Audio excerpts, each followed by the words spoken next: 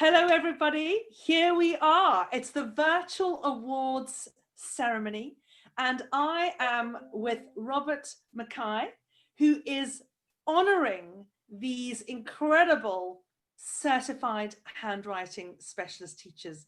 Good day, Robert. Thank you for joining us today on this really huge, momentous occasion. Hi, Mel. I'm so glad to be part of it. Really exciting journey up to now. I only expect it to become a real roller coaster as we go forward. I have a talk for you today. I'm calling it Brand New Day, Cave Paintings. It'll become self-evident why. So, Robert, just before we start, I wanted to ask you, where are you based? I'm in the very north of Scotland. As I look down the valley here, I can see Orkney, the Orkney Islands. Is it cold or hot? Oh, today it's on the deck, which is a wall. There's still frost on it, and it's now about 11 o'clock. Fantastic. Clear blue skies. You have prepared a little bit of a talk for us about your thoughts on handwriting and why is handwriting and the teaching of handwriting and the assessment of handwriting still so important to education globally? Thank you, Mel, for giving me this unique Educate Global platform to contribute thoughts on why writing is such an important and fundamental tool to learning. Our writing led to the creation of BrandNewDay, which is a green tech inventors platform, and how it will develop a new skills and solutions manifesto to stop our imminent climate change catastrophe. Writing, I have been reminded, is considered the little brother of reading. In the rise of civilization, we have forgotten that the caveman first, scratching at the cave wall, tells future generations what life held for him, his family and tribe. The first writing was pictorial and we read it by sight. We still do, albeit our pictorial images have developed into abstract characters which we decipher internally in our marvellous brain world that makes sense out of chaos. Stanford mathematics professor Keith Devlin has talked about man's ability to count theoretically, such as numbers on a board, scratches on a tablet, even knots on a rope. This early arithmetic limited calculation and diversity. Yet before complex theory and calculus developed was the empiric rationalization that algebra became first. Any animal in nature can do this instinctively and use algebra as a counting method, albeit they didn't record it on a cave wall.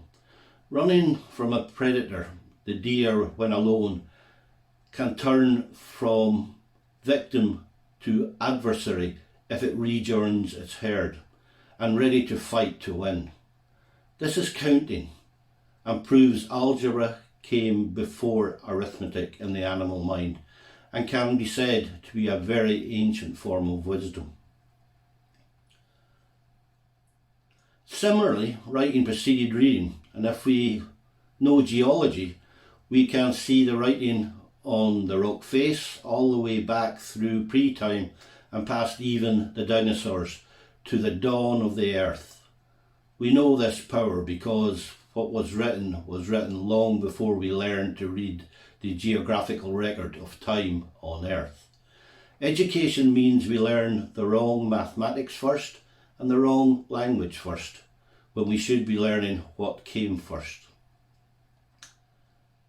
It takes a long time to deprogram people from what comes second.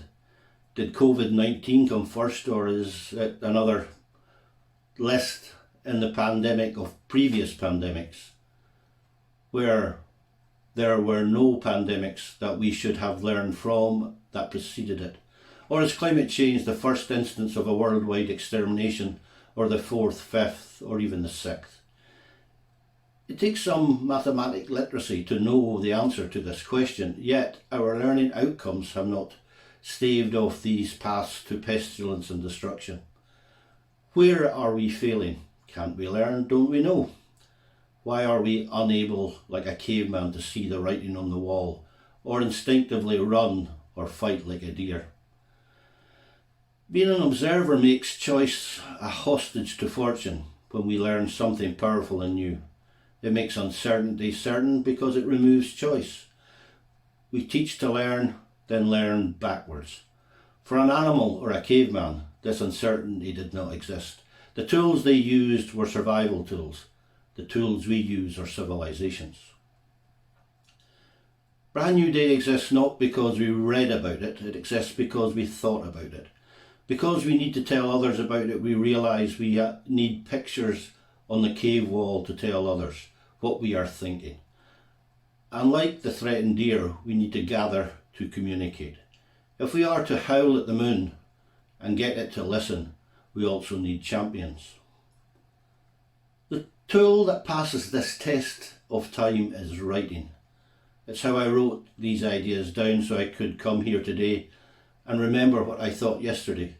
And today and tomorrow, you will be our champions. Brand New Day is not one thing, it is everything. And writing is not limited by our imagination, it frees it. Thank you so very much, Rob. That is absolutely insightful and so interesting. You are right about that caveman wanting to make his mark or her mark. They wanted to show us that they were there, and we can still see them. And that's why humanity wants to make its mark. And we know that to thrive and to survive, you want to lead and succeed. And we've seen this time and time again. Children who are deeper cognitive thinkers are legible and fluent handwriters. And that's why these amazing handwriting specialist teachers are now going to go forth and deliver their magic to millions of children around the world. And we cannot wait. And we're looking for those new certified handwriting specialist teachers that are going to join us. We are only going to take on board another 200 this year, as we're very, very busy, but we're going to train up 200 certified handwriting specialist teachers this year. And we're going to see this cohort, this group that we are honoring today, they are going to be moving up to do the master's degree in the history of handwriting, the science and the technology and the psychology of handwriting. So they will be moving up, and we'll be meeting them next year to see what they've done in that master's degree, because we want them all to be doctors of handwriting. So thank you very, very much for your insightful talk. It's been absolutely fascinating. And on this very special day, we hope that you share this recording and this page, Rob, with absolutely everything and everybody you know. And to know about Brand New Day and what you've been doing, I can't wait. That's for another virtual awards. Thank you very, very much from me, Melanie Harwood, here at Harwood Education, and from Robert Mackay. We look forward to seeing you all again on the other side. Bye-bye then. Bye, everybody. Thank you for listening.